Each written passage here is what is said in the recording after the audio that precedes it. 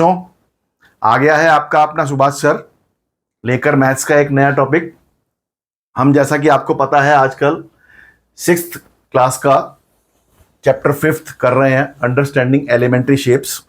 इसमें मैं आपको इससे पहले लाइंस, रे, लाइन सेगमेंट के बारे में बता चुका हूं। लाइन सेगमेंट का मेजरमेंट कैसे करते हैं वो भी मैंने आपको बताया है। एक लाइन सेगमेंट अगर ये है, लाइन सेगमेंट वो होता है जिसका इनिशियल पॉइंट और एंड पॉइंट होता है। इसको अगर हम स्केल से नापें, ये स्केल होता है, स्केल से नापने के लिए ये छोटे छोटे जो इसके होते हैं इसको सेंटीमीटर्स बोलते हैं। ये 0 to 1, 1 to 2, 2 to 3 और ये 30 तक ये बड़ा स्केल है। एक छोटा स्केल आता है जो कि 15 सेंटीमीटर का होता है, ये 30 सेंटीमीटर का है। This is called 1 foot, 1 feet का है ये। इसको अगर मैं यहां से इसमें यहां पे रख के नापूं इसको, तो ये आता है 10 सेंटीमीटर। तो ये ए बी लाइन जो है दैट इज 10 सेंटीमीटर। इसकी मेजरमेंट हम ऐसे करते हैं, ठीक है। फिर मैंने आपको बताया था एंगल्स। एंगल्स कौन कौन से होते हैं? एंगल्स जो है ये एक इनिशियल लाइन होती है और ये इसकी सपोर्टिंग लाइन होती है। इनके बीच में जो कॉर्नर पर जो एक गोल कॉर्नर बनता है उसको हम एंगल बोलते हैं। एंगल को मैंने बताया था कि कैसे नापते हैं। एंगल को नापने के लिए हम प्रोटेक्टर का यूज करते हैं। प्रोटेक्टर एक इस शेप की एक ये होती है, इसको हिंदी में डी भी बोलते हैं, ठीक है। जैसे इसको फुट्टा बोलते हैं, स्केल बोलते हैं, इसको प्रोटेक्टर को हम डी बोलते हैं। इसके सेंटर में यहां पर रखकर ये जो है 90 डिग्री होता है, इधर जो लेस देन 90 और इधर मोर देन 90, और इसमें इधर लेस देन भी हो सकता है और इधर मोर देन भी हो सकता है। इसमें 2 लाइनें बनी होती हैं, एक ऐसे और एक ऐसे। ये इस तरह से क्यों होता है कि आपका लाइन जो है, अगर ये वाली लाइन बेस लाइन की तरफ झुकी हुई है तो हमेशा छोटा एंगल होगा 90 से, और तो हम उसको ये वाला पोर्शन जो है इसका लेंगे। अगर ये इधर को है, अपोजिट साइड को है, तो कॉर्नर से, तो इसको हम बड़ा एंगल बोलेंगे। एंगल वो मैंने आपको बताया था टाइप्स, 3 तरह के एंगल्स होते हैं, acute angle, obtuse angle and right angle. Right angle जिसका मेजरमेंट 90 डिग्री का हो, एक्यूट एंगल जिसका मेजरमेंट मोर देन 90 डिग्री हो, एक्यूट एंगल जिसका मेजरमेंट लेस देन 90 डिग्री हो। और एक मैंने आपको बताया था रिफ्लेक्स एंगल, और दूसरा मैंने आपको बताया था एक, इसको हम स्ट्रेट एंगल भी बोलते हैं, और एक स्ट्रेट एंगल होता है, एक रिफ्लेक्स एंगल होता है। रिफ्लेक्स एंगल को हम कंप्लीट एंगल भी बोलते हैं। कंप्लीट एंगल ये 360 डिग्री का होता है और स्ट्रेट एंगल ये 180 डिग्री का होता है। ये मैंने आपको इसमें बताया था। और आज हम एक नया टॉपिक स्टार्ट करेंगे। आइए स्टार्ट करते हैं नया टॉपिक। एक क्लॉक्स का भी मैंने आपको बताया था, थोड़ा सा आइडिया दिया था कि क्लॉक को हम उसमें बीच में क्या क्या, जैसे ये एक क्लॉक है, यहां पर ये 12, ये 6, ये 3 और ये 9 क्लॉक में ऐसे बजते हैं ना। यहां पर इसमें अगर ये 1 है और ये 2 है, ये 4 है, ये 5 है, ये 7 है, ये 8 है, ये 10 है, ये 11 है, ये पूरी क्लॉक बनती है। ये इसका सेंटर में एक इसकी जो सुई होती है, पिन होती है, वो बड़ी होती है और एक छोटी होती है, ठीक है। इसके बीच में जो एंगल बनता है, वो एक चीज मैंने बताया था कि 15 मिनट में जो एंगल बनता है 15 मिनट्स में, 12 से 3 तक 15 मिनट होते हैं, ये 5 मिनट्स, ये 10 मिनट्स, ये 15 मिनट्स। 15 मिनट्स में जो एंगल होता है वो 90 डिग्री का होता है। तो 5 मिनट में जो एंगल होता है वो 30 डिग्री का होता है।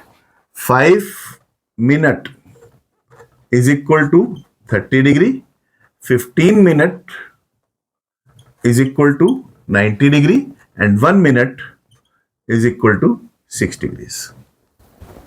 ये मिनट्स का अगर आपको एंगल्स का ध्यान हो तो ये मैंने आपको थोड़ा सा आइडिया दिया था।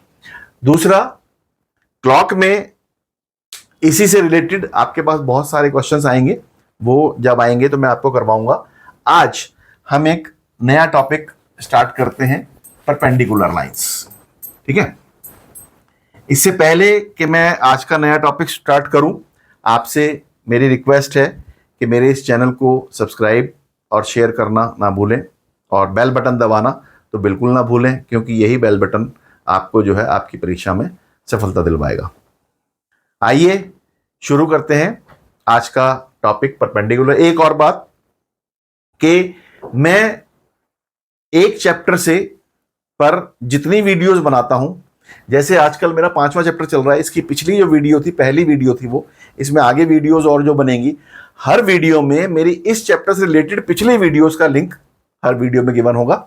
आप देखना चाहें तो सारी वीडियोस, एक लास्ट वाली वीडियो को अगर देखें, लास्ट चैप्टर, इस चैप्टर के लास्ट वीडियो अगर देखेंगे तो उसमें इस चैप्टर से रिलेटेड मेरी सारी वीडियोस का लिंक इसमें अवेलेबल होगा।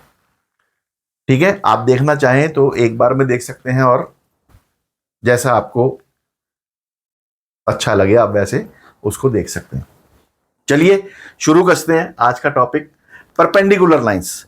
अब परपेंडिकुलर का मीनिंग क्या होता है? परपेंडिकुलर, परपेंडिकुलर जो एक मतलब, जैसे ये टी एक अल्फाबेट है, टी अल्फाबेट है, ये जो लाइन है और ये जो लाइन है, ये लाइन इस पे 90 डिग्री का एंगल बना रही है। तो इसको हम, अगर मैं ए बी कहूं और इसको मैं सी डी कहूं, तो हम कहेंगे C D is perpendicular to A B. कोई लाइन अगर दूसरी लाइन पर एक 90 डिग्री का एंगल बनाए, राइट एंगल बनाए, तो उसको हम परपेंडिकुलर बोलते हैं, तो बोलते हैं परपेंडिकुलर लाइंस। अब जैसे ये एक लाइन है एक्स वाई, वो कहते हैं कि इस पॉइंट पर एक परपेंडिकुलर लाइन ड्रॉ करनी है। ये एक पॉइंट है पी, इस पर एक परपेंडिकुलर ड्रॉ करना है पी क्यू। तो परपेंडिकुलर ड्रॉ करने के लिए यहां पर हम एक इस पॉइंट पर एक 90 डिग्री का एंगल बनाएंगे। वो कैसे बनाते हैं वो मैं आपको सिखाता हूं। ये हमारी कंपास होती है, इस कंपास से हम क्या करेंगे, इस पर, इस पॉइंट पर लगाएंगे, और जितनी मर्जी खोल के इसको यहां से एक आर्क ऐसे लगाएंगे। तो इसको हम यहां से खोलकर एक आर्क ऐसे लगाएंगे।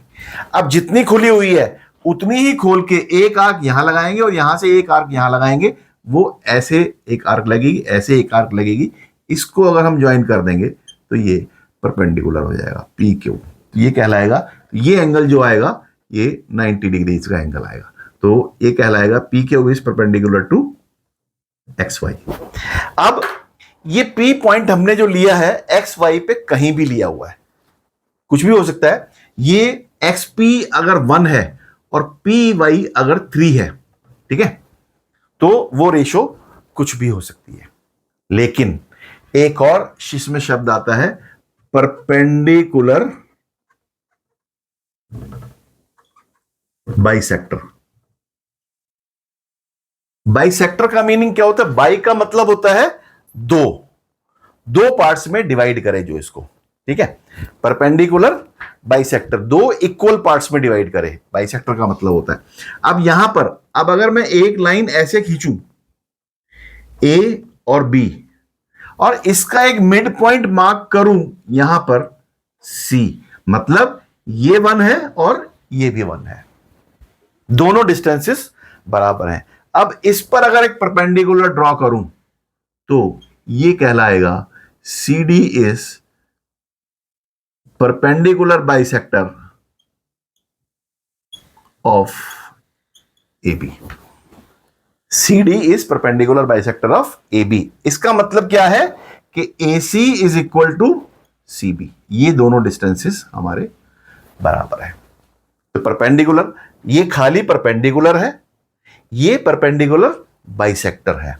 ये परपेंडिकुलर के बारे में हुआ, इससे रिलेटेड एक्सरसाइज है, वो एक्सरसाइज जब हम करेंगे तो उससे रिलेटेड क्वेश्चंस मैं आपको करवाऊंगा। इसके बाद इसमें एक अगला टॉपिक आता है ट्राइंगल्स। जैसे ट्राइंगल्स के बारे में मैंने आपको बताया था, ट्राइंगल्स क्या होता है, क्या होता है, ठीक है।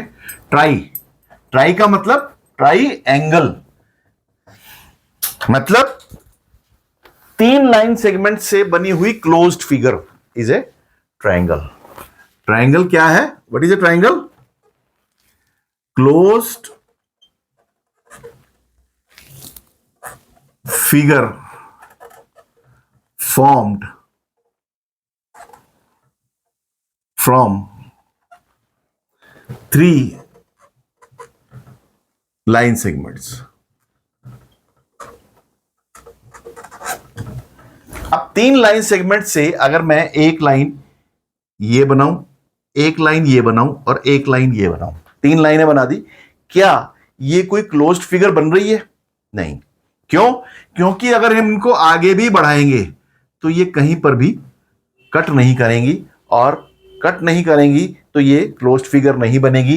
ये ओपन एरिया रहेगा, ये ओपन एरिया रहेगा, ये ओपन एरिया रहेगा, ये ओपन एरिया रहेगा, हमेशा ओपन रहेगा, तो it is not a closed figure. तो क्लोज्ड फिगर नहीं है, तो this is not a triangle, ये ट्राइंगल नहीं होगा। ट्राइंगल बनाने के लिए हमने क्या करना है? एक लाइन ये है, एक लाइन ये है और एक लाइन ये है। ये तीनों को मिलाकर ये 3 कॉर्नर्स पर मिल रहे हैं, इन तीनों कॉर्नर्स का हमने नाम दे दिया ABC। इनको हम बोलते हैं क्लोज्ड फिगर। ये क्लोज्ड हो गई। अब ये लाइनें जो है, ये लाइन AB एक लाइन सेगमेंट हुआ, BC दूसरा लाइन सेगमेंट हुआ और CA तीसरा लाइन सेगमेंट हुआ, तो इसको हम बोलते हैं ट्राइंगल ABC। ये हमने पिछले चैप्टर में पढ़ा था। ट्राइंगल का नेमिंग जो है वो कई तरह से हो सकती है। ट्राइंगल ABC भी बोल सकते हैं इसको, ट्राइंगल BCA भी बोल सकते हैं और ट्राइंगल CAB भी बोल सकते हैं, ठीक है। और दूसरा ट्राइंगल ACB भी बोल सकते हैं, ट्राइंगल BAC भी बोल सकते हैं, ठीक है, कुछ भी, और ट्राइंगल CBA भी बोल सकते हैं। मतलब ABC के हमने 6 के 6 कॉम्बिनेशन इसके बना दिए, जो भी इसका ट्राइंगल का नाम हम लेके कुछ भी बोल सकते हैं इसको, ठीक है। तो ये ट्राइंगल का नाम हुआ। तो इस हर ट्राइंगल में आप देखो 3 साइड्स होती हैं ईच ट्राइंगल। अब ट्राइंगल की कैरेक्टरिस्टिक्स क्या है वो मैं आपको लिखवाता हूं कि इसकी क्या विशेषताएं हैं। Triangle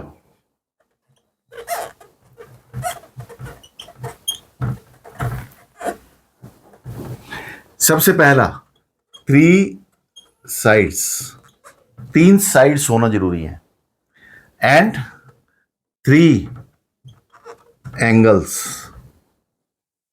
and closed figure.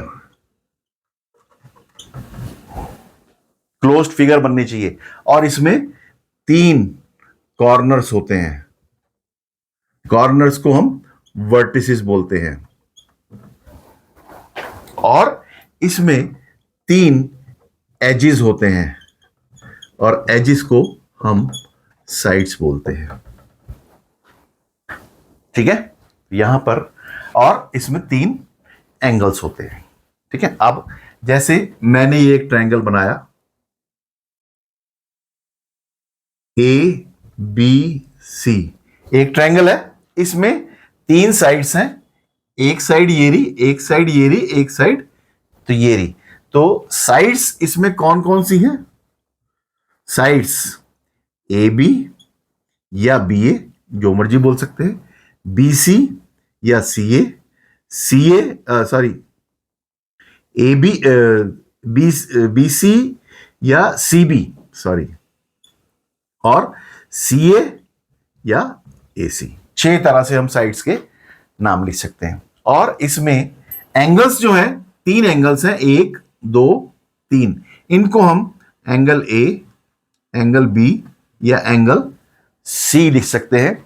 एक तरीका मैंने और बताया था, इसको तीनों को मिला के भी हम एंगल लिख सकते हैं। अगर हम एंगल A पढ़ रहे हैं, जिस एंगल को हमने रीड आउट करना है उसको हम बीच में रखेंगे तो इस एंगल को हम एंगल BAC या एंगल CAB दोनों तरह से लिख सकते हैं।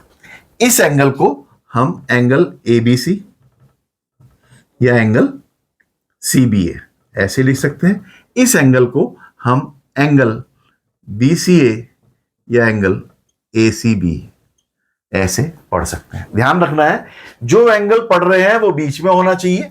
ये देखो, ये बीच में A है, ये बीच में A है, ये A से रिलेट हो गया। ये बीच में B है, ये बीच में B है, ये B से रिलेट हो गया।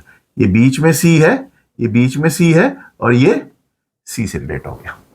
ठीक है, तो ये इसके एंगल्स हुए। तो एंगल ट्राइंगल में 3 साइड्स होती हैं और 3 एंगल्स होते हैं, उनको नाम देने का ये तरीका है। और ट्राइंगल्स को नाम देने का मैंने तरीका बताया था। ट्राइंगल, इसको हम ट्राइंगल ABC बोल सकते हैं, ट्राइंगल BCA बोल सकते हैं। जो हम जितने ये एंगल्स लिखे हैं, ठीक है, जितने हमने एंगल्स के नाम लिखे हैं उतने ही ट्राइंगल्स के नाम होंगे। एंगल की जगह यहां पर ट्राइंगल आ जाएगा, triangle ABC, triangle CBA, triangle BCA, triangle ACB, triangle BAC, triangle CAB, कुछ भी ट्राइंगल का नाम दिया जा सकता है। ठीक है, फिर तीसरा इसमें मैंने बताया था कि क्लोज्ड फिगर है। ये देखो क्लोज्ड फिगर है। अब क्लोज्ड फिगर है तो इसको 3 कॉर्नर्स पर ये तीनों साइड्स मिल रही हैं। ठीक है, corner A, corner B, corner C। तो इन तीनों कॉर्नर्स को हम बोलते हैं वर्टिसेस। इनका नाम कहलाता है वर्टिसेस। और इन साइड्स को हम एजेस भी बोलते हैं, तो ये एजेस भी कहलाते हैं। अब ट्राइंगल्स कितनी तरह के होते हैं? बहुत तरह के ट्राइंगल्स होते हैं। ये मैं ट्राइंगल्स आपको बताता हूं कि कौन कौन से ट्राइंगल्स होते हैं। ठीक है, अब ट्राइंगल्स में टाइप्स ऑफ ट्राइंगल्स। ठीक है, यहां पर पहला on the basis of sides. Sides के बेसिस पर एक ट्राइंगल ये वाला है। ठीक है, एक ट्राइंगल है। अब इसकी साइड्स के बेसिस पर हम इसका नाम लिखेंगे ABC, ट्राइंगल ABC। अब इसमें इसकी तीनों साइड्स के क्या क्या पॉसिबिलिटीज हो सकती हैं, इनकी लेंथ की पॉसिबिलिटी क्या क्या हो सकती है, कोई बताएगा क्या क्या पॉसिबिलिटीज हो सकती है? एक पहली पॉसिबिलिटी कि कोई भी लाइन आपस में इक्वल नहीं है। ठीक है, नो साइड इज इक्वल, पहली कंडीशन। दूसरी कंडीशन कि इस ट्राइंगल में कोई भी 2 साइड्स इक्वल है। मतलब ये दोनों जो मैं निशान लगा रहा हूं, सेम निशान का मतलब वो इक्वल है। तो यहां पर 2 sides are equal, 2 sides equal है। तीसरी कंडीशन क्या हो सकती है कि उसकी तीनों साइड्स इक्वल है। ठीक है, all sides, all 3 sides are equal, तीनों साइड्स इक्वल है। तो इनको 3 साइड्स के बेसिस पर इन ट्राइंगल्स के हम नाम देते हैं। तो इसको हम बोलते हैं स्केलन ट्राइंगल।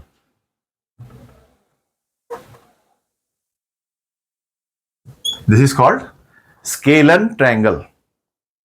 ठीक है, दिस इज कॉल्ड आइसोसेलेस।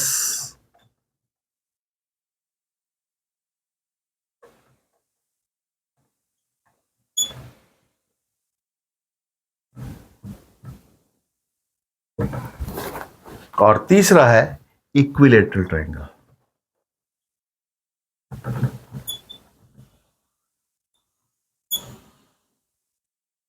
तो triangles on the basis of sides 3 तरह के होते हैं, scalene triangle, isosceles triangle, equilateral triangle. Scalene triangle की तीनों साइड्स इक्वल नहीं होती हैं, अनइक्वल होती हैं। आइसोसेलेस ट्राइंगल्स की कोई भी 2 साइड्स इक्वल हो सकती है। AB और AC यहां पर मैंने मार्क किया है, AB और BC भी हो सकती हैं और BC और सी ए भी हो सकती है इक्वल, वो कोई भी इक्वल हो सकती है, कोई भी दो साइड अगर इक्वल है तो वो आइसोसेलेस ट्रायंगल है। तीसरा, अगर किसी ट्रायंगल की तीनों साइड्स इक्वल है तो वो कहलाता है इक्विलैटरल ट्रायंगल। ठीक है, ओके। तो ये 3 टाइप्स के ट्रायंगल्स हैं। अब इसी तरह से on the basis of angles, अब यहां पर साइड्स की जगह हम एंगल्स के बेसिस पर हम ट्रायंगल्स का क्लासिफिकेशन करेंगे। अब जैसे यहां पर अगर किसी ट्रायंगल के सारे एंगल्स 90 डिग्री से लेस देन है, ये वाला, ये वाला, ये वाला less than 90, all angles are less than 90 degree. ठीक है। दूसरा, one angle is more than 90 degree. ठीक है। और इसका one angle is equal to 90 degree. ठीक है। मतलब अब ये ट्रायंगल कैसे बनेगा, ये मैं आपको ट्रायंगल बना के दिखा देता हूं। ये तो एक्यूट हो गया। ऑब्ट्यूज, एक एंगल इसका बड़ा होना चाहिए 90 से, तो ये जो है ये obtuse triangle A B C, ये इसका 90 से बड़ा हो गया। और एक एंगल 90 डिग्री का, ये हो गया 90 डिग्री का एंगल। ठीक है।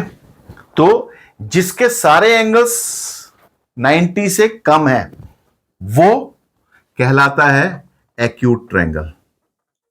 जैसे मैंने बताया था 90 से नीचे एंगल का नाम क्या होता है, एक्यूट एंगल। ऐसे ही इसके सारे एंगल्स 90 से कम है वो एक्यूट ट्रायंगल कहलाएगा। और ये कहलाएगा ऑब्ट्यूज ट्रायंगल, और ये कहलाएगा राइट ट्रायंगल। अगर कहा जाए कि ऑब्ट्यूज ट्रायंगल क्या है तो हम उसको कहेंगे कि जिसका एक एंगल मोर देन 90 डिग्री हो। अब इसमें एक चीज देखो कि तीनों एंगल्स 90 से नीचे तो हो सकते हैं, लेकिन तीनों 90 से ज्यादा नहीं हो सकते कभी भी, और तीनों 90 के भी नहीं हो सकते। क्यों? इसीलिए मैंने यहां पर लिखा all angles are less than 90 degree. ये ऐसा क्यों है? इसमें एक चीज ध्यान रखनी है कि जितने भी 3 एंगल्स हैं एक ट्रायंगल के, sum of angles is always equal to कितना होता है? किसी को पता है? पढ़ा है कभी किसी ने? Sum of all angles of a triangle is always equal to 180 degrees. ठीक है। तीनों का अब एक चीज बताओ, अगर मैंने एक एंगल 90 डिग्री ले लिया और दूसरा भी 90 ले लिया तो दो तो 90 नहीं हो सकते ना, फिर तीसरा 0 डिग्री हुआ। तो 0 डिग्री का कोई एंगल नहीं होता। 0 डिग्री का अगर एंगल होगा तो वो ट्रायंगल बन ही नहीं सकता, पॉसिबल ही नहीं है। और अगर मैंने एक 110 डिग्रीज ले लिया, एक 70 डिग्रीज ले लिया, ठीक है, या एक मैंने 120 डिग्रीज ले लिया, ले ही नहीं सकता मैं, क्योंकि दोनों का सम जो है वो 230 डिग्री हो गया, जो कि 180 डिग्री से इन तीनों का सम ज्यादा हो ही नहीं सकता। इसीलिए हम कहते हैं कि तीनों एंगल्स एक्यूट तो हो सकते हैं, लेकिन तीनों एंगल्स ऑब्ट्यूज या तीनों एंगल्स राइट नहीं होते। इसीलिए इसकी डेफिनेशन क्या है कि if in A triangle one angle is more than 90 degree, then it is called obtuse triangle.